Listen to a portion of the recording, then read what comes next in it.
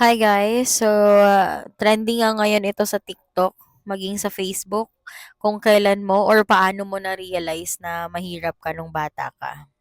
So, since nakita ko to, sinabi ko talaga na I don't wanna share my story.